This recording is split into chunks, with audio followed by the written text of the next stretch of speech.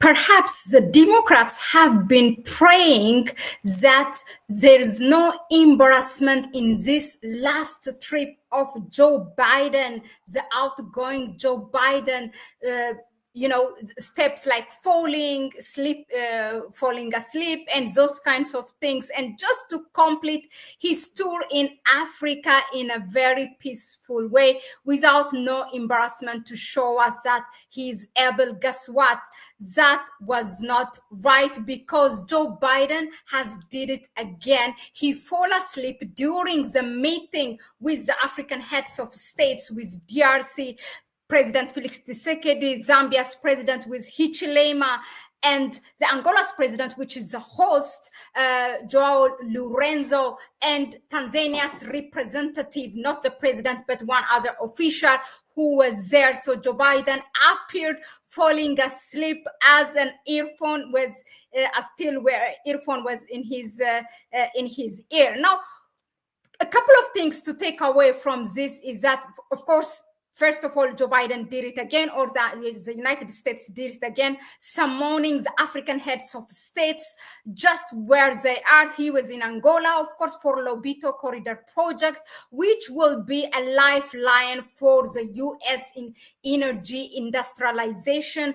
supplying all those minerals that will enable America to produce what it is going to produce, whereas our African heads of states allowing themselves once again for the minerals of the continent to be looted without benefiting the people of Africa, perhaps only benefiting their own pockets. Okay, so let me just share with you this video of Joe Biden, where you see I'm going to play the clip without the audio.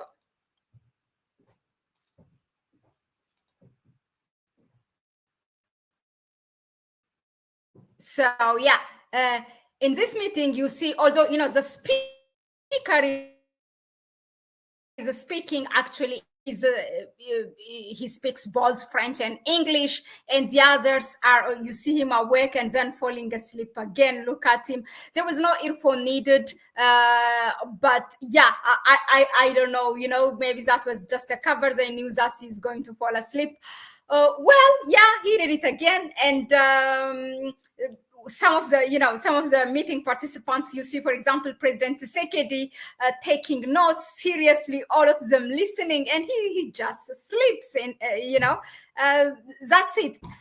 The thing is, first of all, forget he's sleeping. That could be his age or his sickness he has or whatever. But first of all, why they have to be summoned for a project that's going to be benefit the United States, not Africa, and making it as if this is going to bring a great economical development or whatever, that it has a contribution in these countries' endeavor for economic development, because that is not what is going to happen.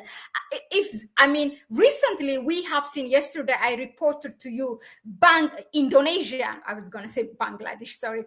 Indonesia has told Apple, actually, they have to invest $1 billion in the country.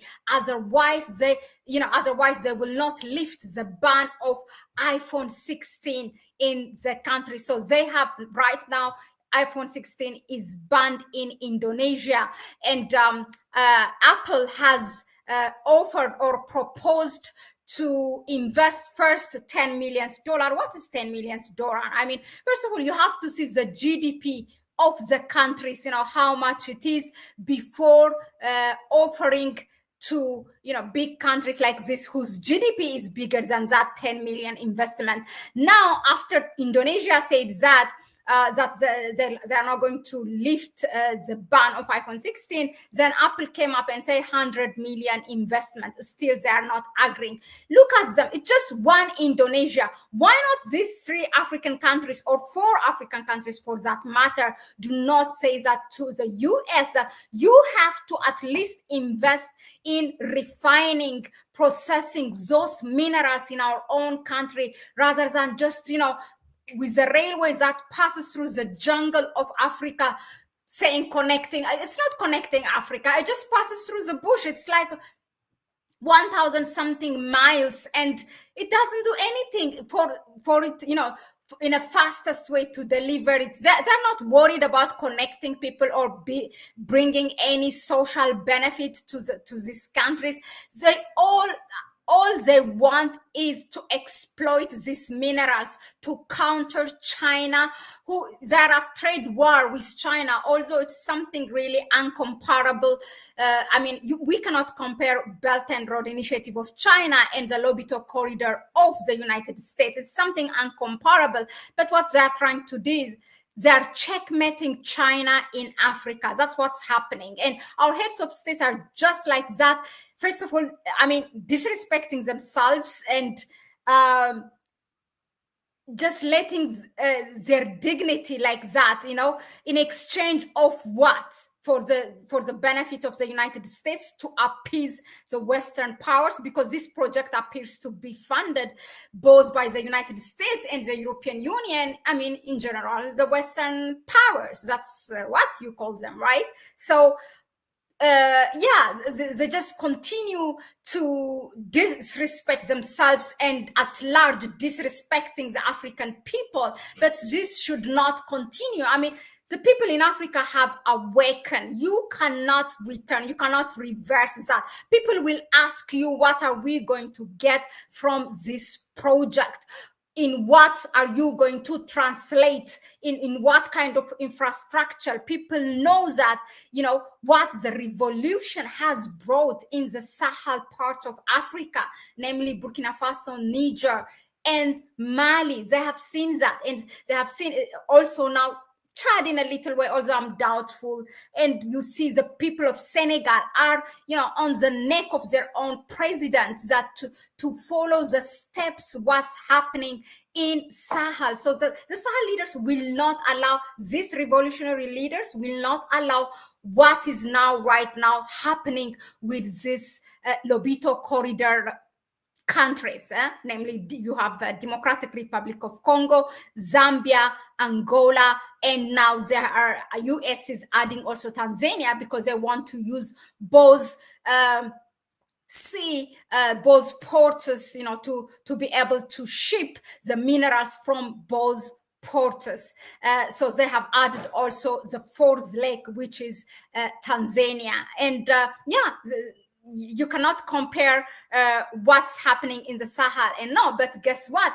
What's happening in the Sahel allowed the African people what a revolution can do. The Sahelian countries, let's call them, or actually the Sahel Confederation has witnessed that they have cut their ties with their previous colonial power, namely France, and they have severed their relationship with the Western world, not because they wanted to, because the Western, again and again, the West refuses to see these countries as equal partners on the table, although they have their natural resources, but the West refuses, only aid and loan wants to provide to Africa and maybe other, so-called developing countries, as opposed to, trade and others that will enable these African countries to be seen equally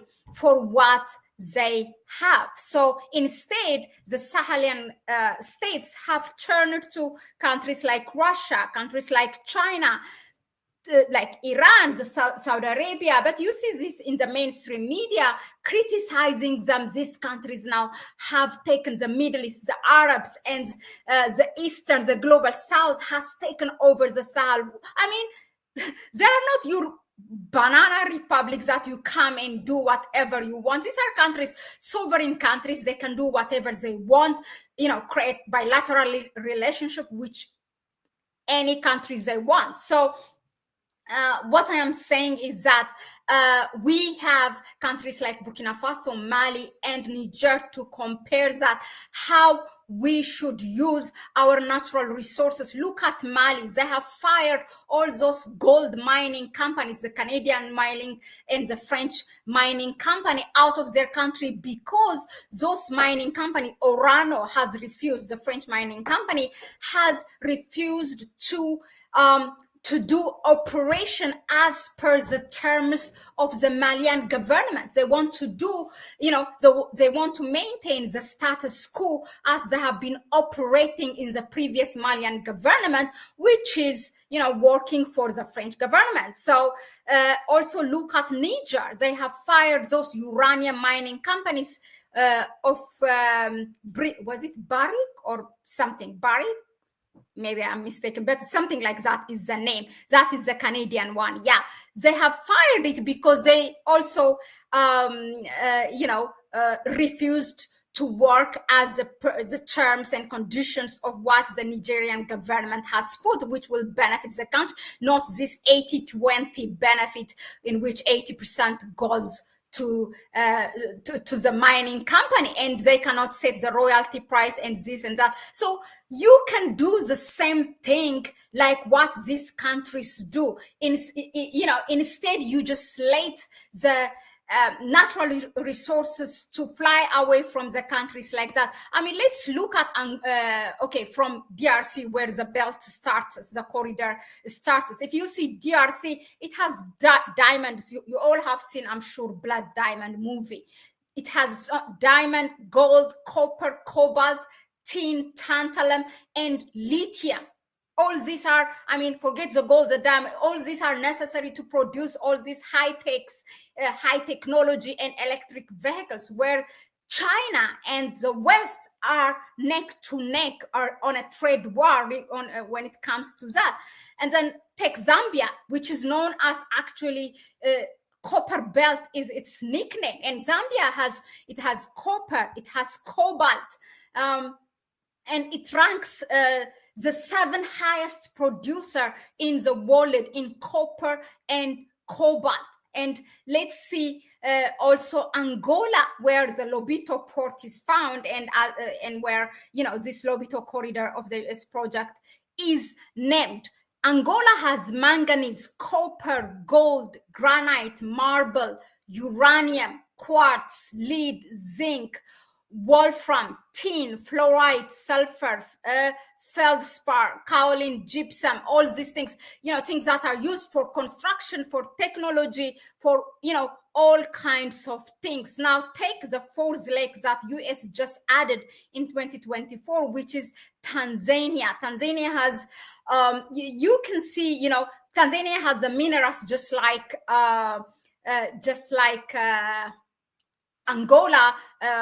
You have the metallic minerals, you have the industrial minerals, and you have the energy minerals. So if we look at, for example, you have diamond, gold, iron ore, nickel, and gemstones, and then you have tanzanite and graphite, and then when you come to energy, you have uranium and coal. Now all this, yes, the US or no European company has a refinery of these resources in these countries. As the raw material, the minerals will fly out of, not fly, will be by train with this railway project, and then will be shipped out of Africa from Lobito port, and then from the Tanzanian port on the eastern part of the continent. So this is really, really sad. These heads of states have to step up their games, because the people will require or will demand them, to do something that benefits the people. Hungry people are an angry people. They will eat you one day. it's a must. There is no prophecy about it. If you continue like this, there is no solution. You cannot play that, to the global south, to the eastern side, to the western side, trying to appease everyone and be like, playing the neutral game. No, you cannot do that. You just have to choose what is good to your people, and accordingly you align with those countries that will see you as an equal partner. Otherwise, there is no winning in this game, in this world. We have been there. So you have to have that bold leadership. You have to have priorities and commitment to the welfare of your own people. Only then you can win.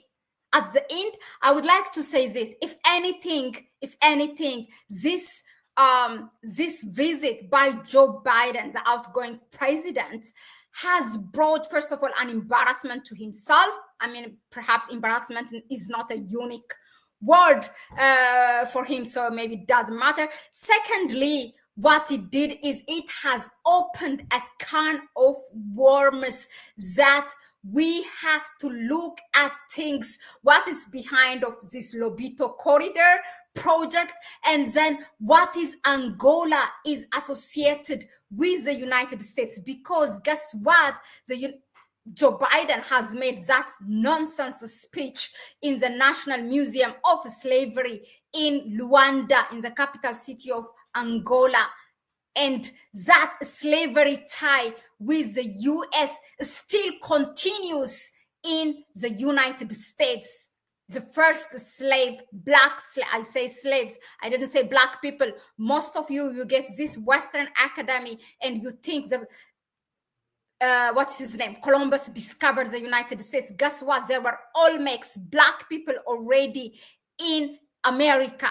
So it's not the first black people. The first black slaves arrived from Angola in the state of Louisiana, in which I'm going to tell you on the next video. So his visit to Angola, if anything, has opened a can of worms that we have to look at. This dirty history the United States has to reverse, that the African diasporas, the black diasporas, have something serious to do to reverse that. So I am going to look at that, the prison called the Angola prison in the United States. Tune in on the next video and we will bring it to you. Thank you very much for tuning in again. So this is our second series video from with regards to Joe Biden's visit in Angola. The first one, we did it on the day that he arrived, the day before yesterday. And then today is the second part. So there will be a third and fourth part, okay? Greetings to Lauren Kawal, Augusto.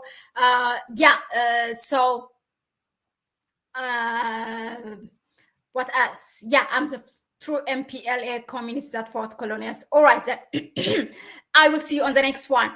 Okay, bye for now, and please don't forget to subscribe to the channel and give it a like. Share the video with others. You may please support us through our PayPal account, which you can find in the description section. Thank you, Sister Camille. Thanks for the video. Oh, yeah, definitely. You can't imagine. I've got like thousands of words to throw fire, to bring you fire so that you can feel the heat. There is a lot of things, dirty things the United States is hiding. But I'm not even angry at the United States. I'm angry at ourselves, at myself, at my people who are not doing their job, who are not reading, who are not researching. That's where from where my anger comes from. Thank you so much, and I will see you on the next one. Bye bye.